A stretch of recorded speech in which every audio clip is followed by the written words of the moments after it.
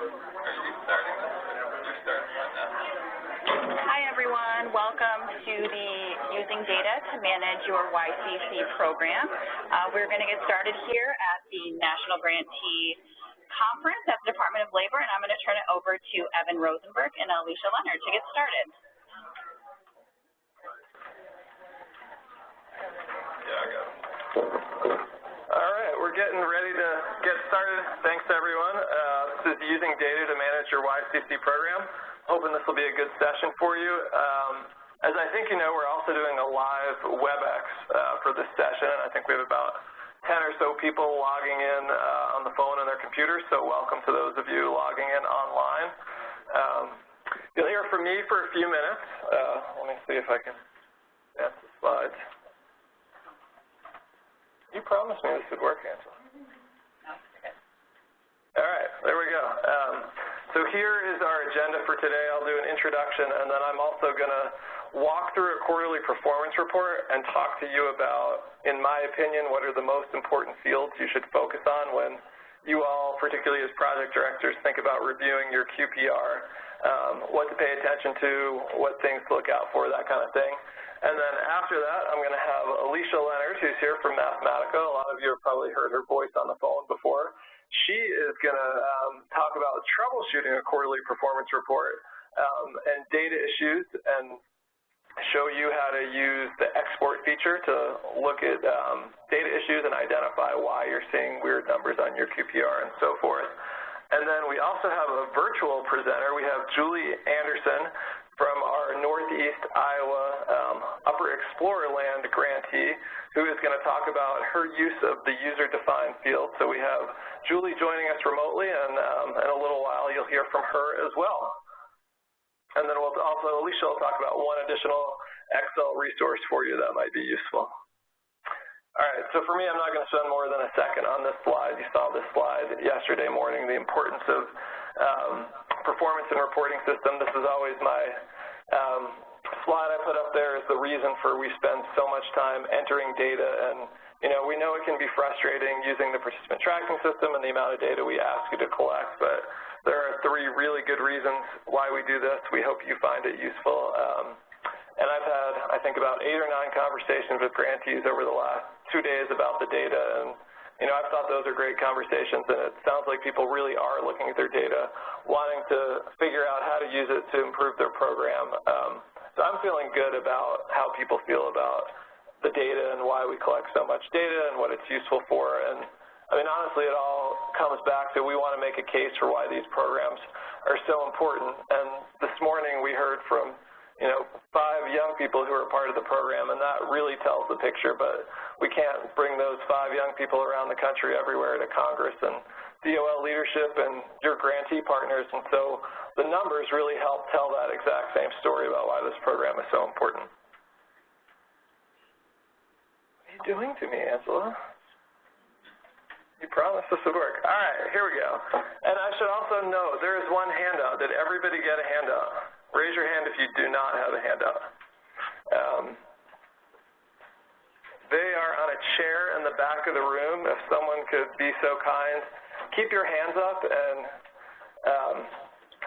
she'll provide you with the handout. So what this handout is it is a fake quarterly performance report with some errors on it. And in a little while, Alicia is going to go through it, and we're going to talk about errors on the report. But I'm also going to use this, or at least you can look along with me, because what I have up here is a few tips and things to think about and numbers to focus on when you review your QPR. So it'll be really handy for you to have this in front of you as I talk about certain sections. So areas to focus on. If you look in section B of the report, which is the grant summary information, here's what I look at. I look at the numbers enrolled. Everybody sees the new participants enrolled. Obviously, you want to make sure that is meeting or exceeding your yearly goal. That's pretty straightforward. But then the other thing you should look at, which might not be so obvious, is that next line, the participants receiving program services, B2. We want to see that as close to the number of participants enrolled in the program cumulative to date. So in this example, you can see there's 6 participants enrolled in the program, but only 5 receiving program services. Does everybody see where I get those numbers from? Column D. And so the question is, okay, why is there one person in my program that hasn't gotten any services whatsoever? And this is what I was talking about yesterday, where I said 94.7% of our participants have received a service, but a little over 5% have not. And there really shouldn't be any reason why you have a participant who's never received a service. If they haven't received a service, how are they in the program? So when you go back home and you look at your QPR, if you see that those numbers don't match, you want to dig into your data and figure out why, because all participants should receive services at some point in the program. And then numbers exited, that's line 4. We talked about that a lot yesterday morning too. And it's okay to have exiters. Once people complete the program, they will also be exiters.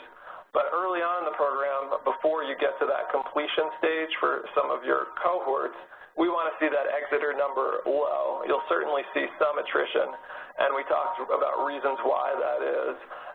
But we wouldn't want to see lots and lots of exiters early on in the program. And nationally, we don't see that. It was 8-point-something% nationally, which I think is a very reasonable number of exiters for 2 years in.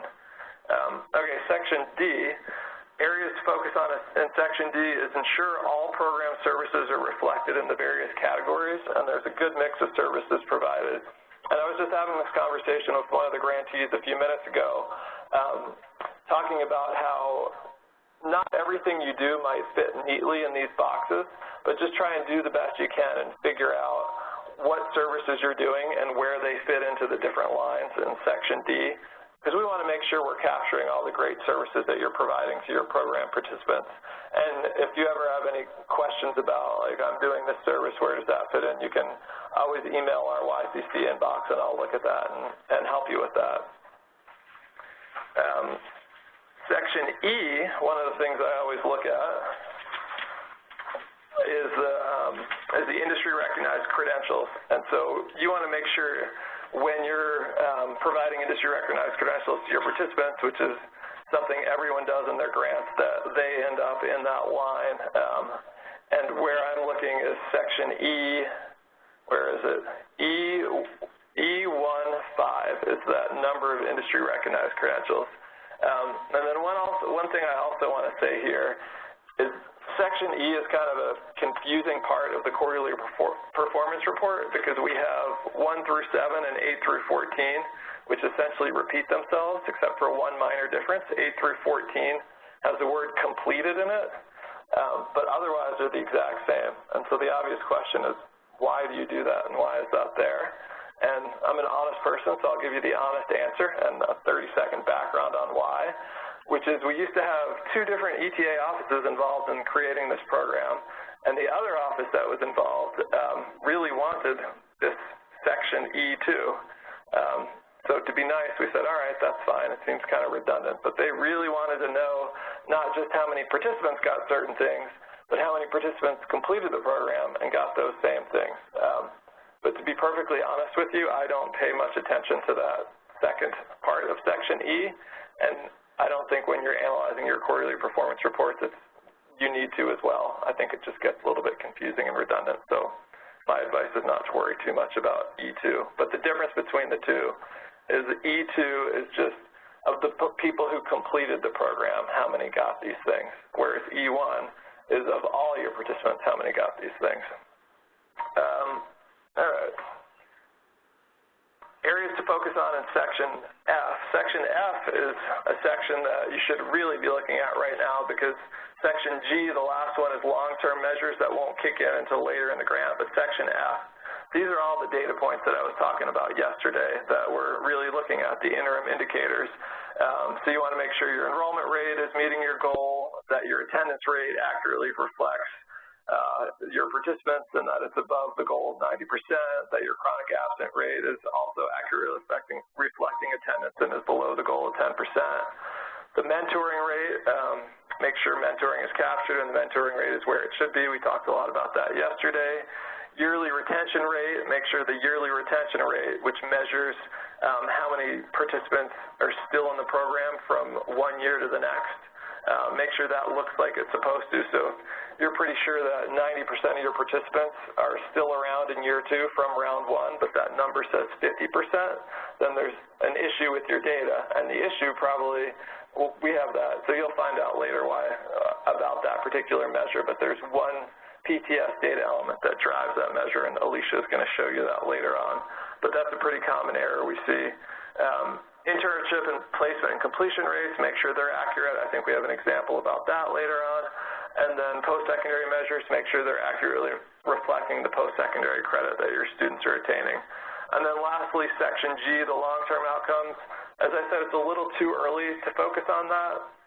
The point in which you'll see people in Section G is when you get your first completers in the program, which probably could happen at the end of this summer if you have 11th grade. If you have participants who entered in 11th grade and just graduated high school, they could be completing the program. So that section is about to become relevant. But for your cohorts who started in 9th grade or 10th grade, they're not quite there yet. So over the next year or so, we'll start to see that populated more. All right, with that, I am going to turn it over to Alicia.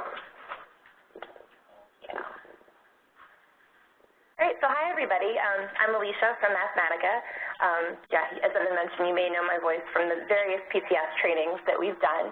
But what we wanted to do is spend the rest of the presentation showing you how there are different tools provided in the PTS and some of the supporting documentation that you can use to really help manage your program. So it doesn't have to be a long, painful process, but you can use it to help identify places that you may have had data entry errors or you may need to otherwise look into with the actual program implementation.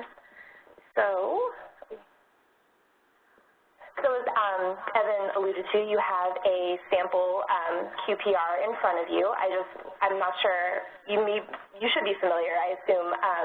Within the PTS and the reports option, you can run a draft QPR of any quarter at any time. So, before it's time to submit your final QPRs, you should feel free to run them as you go along so you can do this sort of analysis and try to identify these issues. So this is just a test grantee. There's test data in here, so we're not dealing with actual student data. But I wanted to provide you with a little bit of background on our fictional grantee so that we can then walk through some errors that I found within the QPR itself. So just a couple of notes. So in this exercise, we're pretending that we're the grant manager and we're preparing to submit our QPR for 2016 quarter 2, which ends June 30th, 2016. And our program is pretty small. We just have 6 students that are enrolled, and none of them have exited the program. And then also we have a strong focus on internships. So we have 4 students that have completed internships this year. So that's all you need to know for these 2 errors that I'm going to walk us through now. Okay, so if you all sort of want to follow along in your QPR, the first error that I found is that I was looking at my yearly program retention rate, and it looks like, you can't really see it here, but you can probably see on your printout that it's not correct. I already mentioned that I have had no students exit the program, but here I am seeing that it looks like I only have 2 of 3 that have been retained. So I want to make sure, you work really hard to track all this information and provide these services to students. You want to make sure that you're getting credit for everybody that's still there. So the first step that I would follow is to review the calculations for the QPR. These can be found in the PTS manual. So Angela, could we flip open the Chrome browser? Oh, you're okay.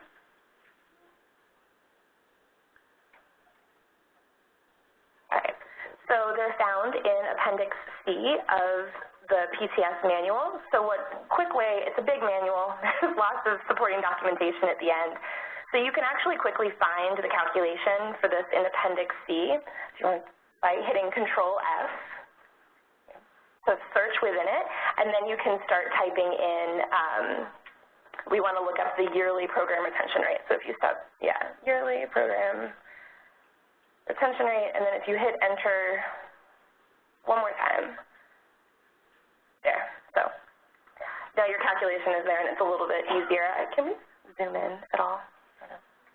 Anybody?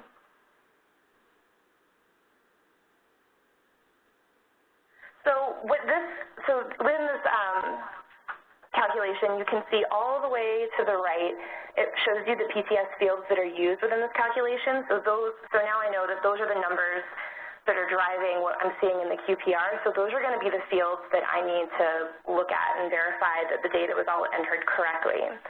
And then I can also take a look at the actual formula that's driving this calculation. So I see that my retention rate, the numerator that is showing in my report, which currently is showing as 2, is the number of participants that are enrolled in program year 1 and have a year 2 program participation date entered. And then I see that my denominator is the number of participants enrolled in program year 1. So I see that the denominator looks right, but I don't know where that other student went within the numerator. So the next step from here would be to open my PTS Data Export. So you can also pull this from the same Reports tab within the PTS, and it will open. I did this ahead of time to save us a little bit of time, but you can select your entire grantee or just an individual school if you're looking at a school-specific QPR. But, so Angela, if you could click on the Excel file there, maybe. Yep, and then, yeah. Oh. For those on the phone, we're playing with 2 monitors here. Okay, and then we can scroll up. So I ran the data export, and there's a lot of data within this, lots of different tabs. Another tool that you have available for you is within Appendix D of your manual. There is a listing of all of the data elements within each tab. So I'll spare you the demo for doing that, but basically you can go through Appendix D and find the fields that you're looking for. So from the calculation, I know that I need to look for the enrollment date, the program participation date, and the expected cohort completion date. So I know that those tabs from looking at Appendix D are all on the program status tab. So I know this is where I'm going to have to focus my investigation as to where our data entry issue may be. So after you have this run, you can use a few different tips in Excel. So in this case, we're going to focus on sorting and filtering to sort of help you drill down where your data issue may be.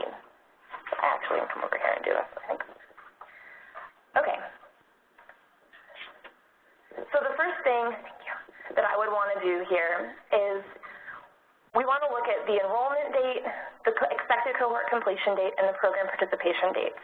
So I can use the filter function by going to the data tab, and then there's a sort button here, and it will allow you to select any of the data headers that you'd like to sort by. So let's say I want to sort by the enrollment date, and then I see that it just put my the data in the export in order by enrollment date. So I could just quickly review this and see if anything looks funny. You know, if there's a 1900 date, or just a slip of the finger could mess up the data entry for this part.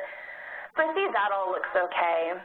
So now I can look at expected cohort completion date, and I can actually do the same thing. So I can sort by expected cohort completion date.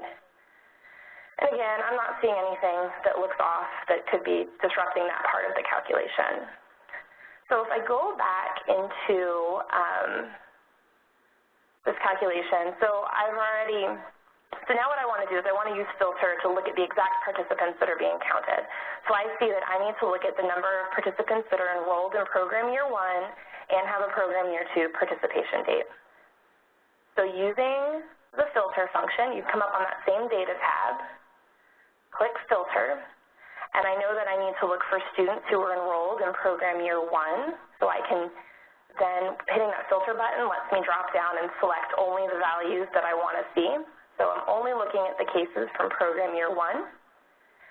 And then also I saw in here and has a year 2 program participation date. So I look at these cases here and I scroll all the way over to look at my program participation date. And here we go. I found my case here. This one, in order to be counted in the QPR calculation, if they're a program year 1 student, and they should have a participation date in year 2, and it doesn't have it here. So now I have identified the case that I need to look up in the PTS, so the YCC ID is all the way here on the left. So I'll be able to then go back into the PTS, and let me get back into my PowerPoint. So I can go back into the PTS, and you see here, and I can make the update to the program participation date within there. So then when I rerun my draft QPR, the data has been corrected. So now I see my retention rate is 100%. Yay! So then I have a second example. So that was back what Evan was mentioning, that program participation date may not seem like a super critical field, but when you dig into the calculations and you see how many different calculations it's driving, forgetting to update that for a student could really make your data look very different within the report. So that's a good thing to check. So my second example here, when I look back at my QPR, I see that I mentioned before I had 4 completed internships. When I review section F8, the internship completion rate, looks like I only have 2 completed internships.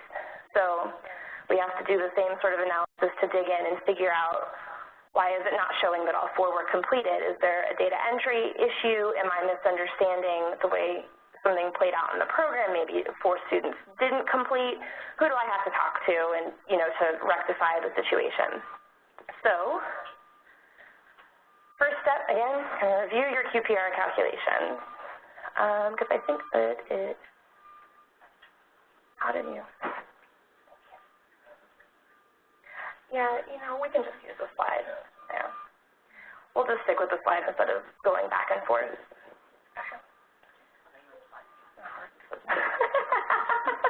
Sorry. Sorry, everybody. So we would then look up the calculation that goes into, we'll just stick with the slide here. I know it's super, super tiny, but I can see the PTS fields used in this calculation are the internship date completed, the internship date entered, and the program service date with the service category of internship.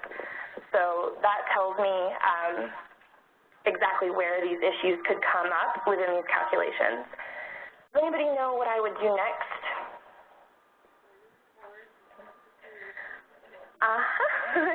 Nope, that's exactly right. Yes. So the next step that we would take, as I was just given excellent guidance, is we would pull our data export, and we now know that we have to look at those specific fields that I just outlined here. So I'm going to get back in Angela's way. If I get back into the Excel file. Okay. Perfect. Thank you. So I know from looking at my data elements appendix C in my manual that the different fields that I'm looking for are saved on the Services tab and the Internships tab. So if I was to look back at the definition in the calculation, I would see that my denominator is, so the denominator would be the total number of services that were categorized as internships, and then plus the internships that have had a start date entered. So I can use Excel to check those numbers. So I can go in, as I mentioned before, we can use the filter option. So if I go into my services tab and I click filter, and I go into my service category type and I go to internships, I see that there are 2 internships that have been categorized on here. And then if I go into my internships tab, filter, and then I go over, and according to the calculation, they're internships that have had a start date, I can filter on just the ones that have had a start date. So I have 2 here. So that's how I have the 4 in the denominator. So now I know that number's right and everything matches here. So if I go back and I review that QPR calculation again, I noticed that in the numerator, it's the number of internships with a date completed field. So I can go back and look at what's stored in the Services tab tab within the PTS, and I noticed that there's not an internship date completed field for those cases. So now I have 2 cases that I've stored within services that had an internship activity that don't have a date completed. So those are the 2 that are missing. And that's because the internships should be stored within the internship tab. So here you can see the bottom screen here shows the services options, which doesn't have the date completed. So now I know I need to make the data correction in the PTS and move those cases that are erroneously saved within the services tab into the internship tab, and then when I rerun my draft QPR, I will see that I have 4 completed. So any questions about this process? All right. So another tool that we have available for you are the user-defined fields. So these fields were created to allow grantees some flexibility in tracking things that are not otherwise already recorded into the PTS. So this was something that grantees specifically asked for because there may be things like IEPs or, career counselors that you want to track alongside each participant, but they're not already tracked there. So just thinking about that, we'll have Julie speak about how her staff use these fields, but does anybody have any thoughts on ways and things that you might track using this? It's not something that seems to be currently very highly used in the PTS, but are there things that you're keeping in spreadsheets or things about students that you save somewhere else that you could possibly move into the system? I have an example that I heard somebody actually say yesterday from one of the rural groups that we were thinking about tracking at the beginning what colleges the students. Oh, sorry. One of the rural grantees yesterday said that they were thinking of tracking at the beginning of the program what colleges or post-secondary institutions the students were interested in, and then checking again at the end of the program whether or not that's changed and they're interested in staying in the local area and one of the institutions of higher education in the local area. And that's something that you could do through the user-defined fields. Anybody else? Anything? Yeah, so so just thinking about the different things that you may be keeping, like colleges you might be interested in, or IEPs that students may have, things like that. This would be a really good option for you to keep everything in one place so that you don't have to keep, you already have within the PTS your list of participants and all the other different services that they're receiving. So this gives you an opportunity to record that here as well. Just in case, jogs some interest for folks, a reminder about how to actually create these user-defined fields. It's only available for grantee-level users to create, so those that have access to the grantee tab within the PTS. You can go within the grantee tab, and you can add as many fields as you want. A couple of quick notes: they are editable. You can't delete them. I mean, if you really need to delete them, you can send an email to YCC support and we can handle that. But you can go back in and change them. And then also worth noting, this is participant-level data that you're tracking. So while you create them from the grantee tab, you'll actually track the values for these fields within the participant level. So this leaves me. Okay. So as I just mentioned, the fields appear on the participant records. A couple of other important notes is that the fields will display for all schools within a grantee. So if you have 3 schools within your grantee, but you only want to track the career counselors for 1 school, so you add a career counselor user-defined field, it's going to be available to edit on participants across all 3 schools. So just something to keep in mind. If you have school-specific things, you just want to make sure you're naming them appropriately to help folks keep track of what should be recorded where. Also, the fields will display in alphabetical order. Just so you know, that's the logic that it's using when it displays multiple user-defined fields. And then lastly, if you're going to use these to help you track things, you just need to know they're editable text fields. So if you're going to enter a date or somebody's name, you need to make sure things are just entered consistently. So do you year, month, day, month, year, however you want to enter dates, just make sure that you're doing it the same way across everybody so that you can make use of the fields within your data export. which I just want to show you quickly what this actually will look like when it comes out in the export. So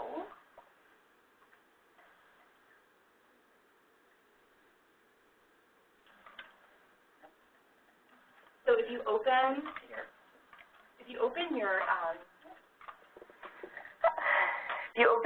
data export and you scroll all the way over to the user-defined fields tab, here I have an example of the way that they appear. So you will see for every student that has a record within one of the field names, they'll all be listed here. So you could also use some of that filtering talent that you learned today, and you can then review. So if I just wanted to look at the values for students based on IEPs, I could just filter on the IEP piece. But just, some different ways that you could use this field to help you track other parts of your program and make your life easier is, the goal with that. So I'm going to turn things, So can you batch add participants? So if you have a field that says IEP, can you add 20 kids at a time, or do you have to go through each individual thing? You'd have to go into each individual student, so there is a little bit of legwork involved with that, but that's great feedback and something that would be helpful, I imagine, to Nadia. So now I will turn things over to Julie, who will provide an example of how she's been using these user-defined fields to manage her grants. Okay, this is Julie. Can you hear me? Yep. Yeah, we can hear you. Okay. Julie Anderson. I'm in Iowa. Would like to be there, but this is fun too. So I'm in charge here for our grant for entering all the data into the PTS, and I was really excited when they added the user-defined functions or functionality because we were trying to track things like in spreadsheets, like Alicia mentioned. Boost keeps it all in one place, so that was really great. So next slide. So we all probably have grant-specific data that elements that we need to put in our databases. So I hope that this will be helpful if you aren't using it, that you see some things that you could use it for. It's been really helpful for us. And then once you have the information in per participant, like was just mentioned, then you can run the export, and Elisa just showed you the tab where everything will come out. And then you can use that to analyze or keep track of different things that you do for your students. One thing that Elisa is going to show you in a couple of slides, something that you might end up needing to use is the VLOOKUP function in Excel. Like a lot of fields you're going to need to do your analysis aren't on that tab. For instance, high school isn't, and we have 23 high schools. So if I want to do any analysis of that data for high school, I do the VLOOKUP, which is where I take a set, I call the whole data set over on the enrollment tab, which is all the participants, and I can bring that high school over via the ID, the YCC ID. So I have all that field. And just keep that in mind if you go, that functionality is available. We won't go into it exactly, I don't think. Then some of the examples of what we use it for, the data that we collect is, since we have so many schools, we have a lot of coaches, and we keep track of which coach is assigned to each participant and then run reports on that. We do, like she just mentioned, we track if they have an IEP. We need to know that which of our students have done job shadows or not, so we know who to focus on. If they have not done one, so we can just run a report on that. You could also do that by your services listing, the word job shadow in the text of your description for the service. We do both because then I'm sure I'm not going to miss anybody. And then we also need to track if our participants have taken the National Career Ready certificate testing, so we track that there. We also track if they're deemed as work ready yet, which we need to know if we do that with the internships too, but we also have other ways, our pre-employment strategies class and other ways that we can say they're work ready. So we keep track of that in our user-defined fields. We have a couple others that I haven't listed, but you can be creative too on that. So next slide. So where we get the data that we use these to put into the user-defined fields is our application. We have a three-part application for our grant, the student, the parent, and the school. So for instance, the IEP data comes from what the school tells us. We have other things that are from the different parts of the application. We also have what we call the quarterly submission report, and what we have is all our coaches have a form, and they fill out one per participant per quarter, and we have all the fields that we need to track in the PTS, including our user-defined fields listed on that form, and then they hand them in to me after the end of the quarter, and then I go in and I enter everything from that. So it's really nice, like, because then the coaches remember what to ask, what we need to know, and that's just where we get that information for. I'm not sure if that's helpful. That's all I have. Are there any questions for me?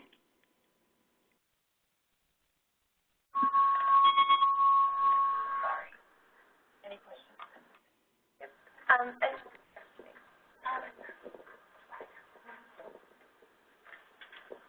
We do, Julie. So if there is a field that you want to add that has multiple parts to it, for example, are they college ready?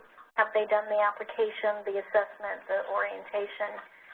Is there a way to do that all in one user-defined field, or do you have to do 3 different fields?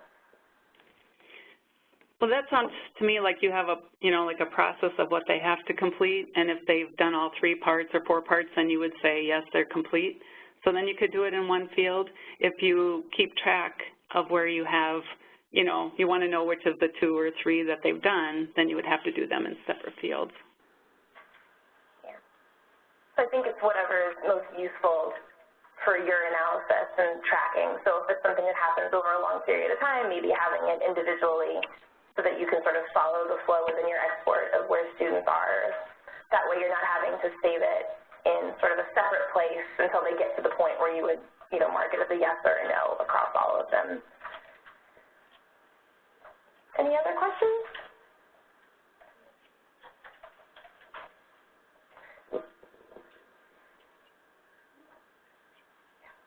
So if that's it, well, thank you so much, Julie, for volunteering and, participating. So I think it's really, really useful. So I feel folks should feel free to reach out if they have, questions for Julie or other ideas for how they might use this within their own grant. Yep, I'd be happy to help. Thanks. Thanks again. Okay, so any other more general questions? I have a couple of things I'm going to mention about Excel resources, but yep.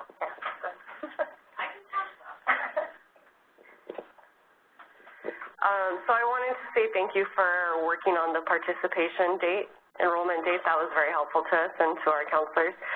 Is there any plans to maybe do that for a graduation completion date where you can do it as a group activity instead of 1 by 1? So I think I could turn that. I mean, Evan, I think that's great feedback.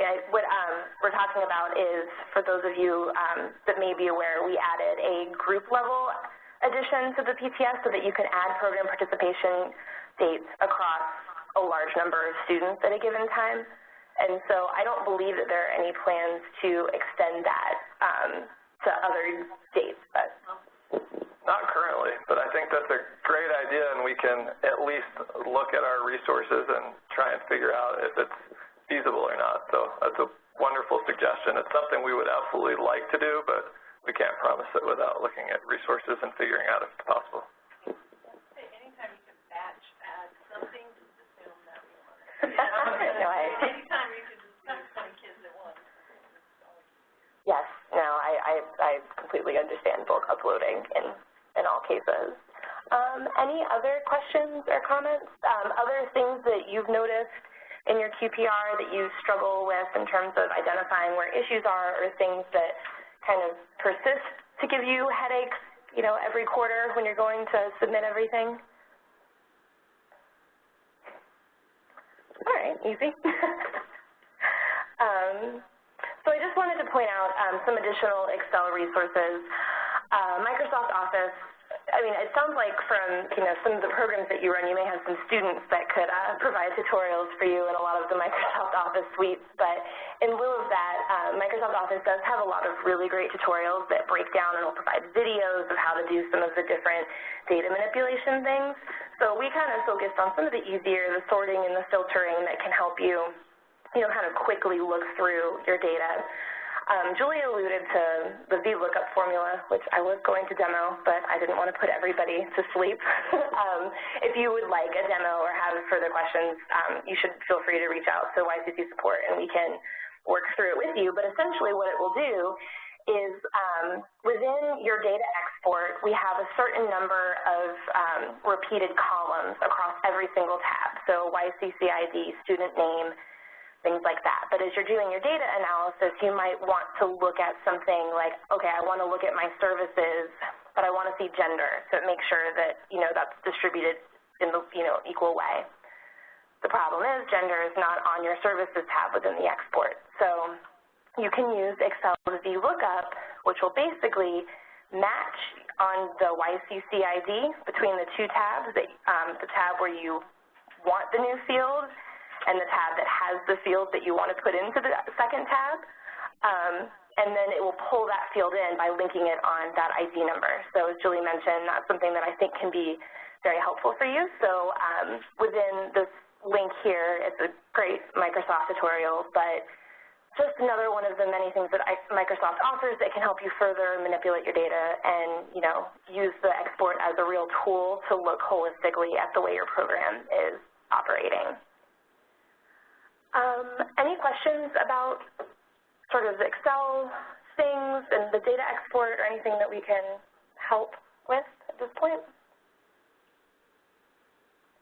All right, so this slide has, like, I know everyone has seen this one with all of the PTS trainings, but just as a reminder, if you have any questions related to the data elements themselves or the QPR reporting requirements, programmatic issues, that should all go to the DOL YCC inbox. And then any questions related to technical issues, you know, you're trying to get your data export to go and it won't go, you're having trouble logging in, should all go to the Mathematica YCC support inbox.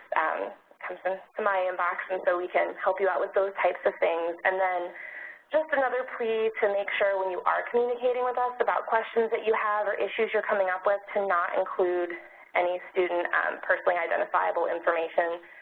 So if you're going to send a screenshot of the PTS, include the YCC ID and not the student information. We can, you know, give you a call to talk through any other issues, but it's a big security issue whenever we get an email that includes lots of student personal information. So everything I had. Thanks, Alicia. That was great. So a couple reminders. One, we have a YCC PTS users group that I think the suggestion for it came up at last year's Grantee meeting, and we got that going, I don't know, maybe 4 or 5 months ago. We have calls every, on Wednesdays, once a month, the second Wednesday of the month. Is that right? There are a few folks in here who are on that. I think we have about half of our grantees who are at one time or another joined for that. Those calls, I've been told, are useful, and, you know, sometimes we have lots of conversations. Julie, who you just heard from, has probably been our most active participant on those calls and has shared lots of great information. But I would really encourage you to take part in that or have whomever at your site is the most savvy with using the PTS to be a part of those calls, because they'll be, the more people on them and the more PTS users we have, the more valuable they'll be. I'm happy to continue facilitating those once a month, but they're really for you all, and they're only as valuable as you all make them. So I really want to put a plug in for folks from your sites to participate in them, who know the most about PTS, who want to share tools, things they're doing, who want to ask questions. So I think that's a great resource for you. And then the YCC support email is, of course, also a great resource for you. Hopefully you're using that, but they can absolutely help you with things like the lookup and creating user-defined fields, now that you know all the great uses for that, uses for the export feature and things like that. So we have a few extra minutes left before we go downstairs and gather for our closing session in the auditorium. Does anyone have any questions, comments, or want to share anything that they're doing for data management or how to use data to manage your program? No? No last thoughts? I feel like I'm facilitating a PTS users group call. All right, well, that's all we have for you. You have a few minutes before we need to go downstairs, but thanks a lot. And again, if you have any questions, you can email the YCC email, me, or the YCC support email. Thanks, everyone, and thanks those online.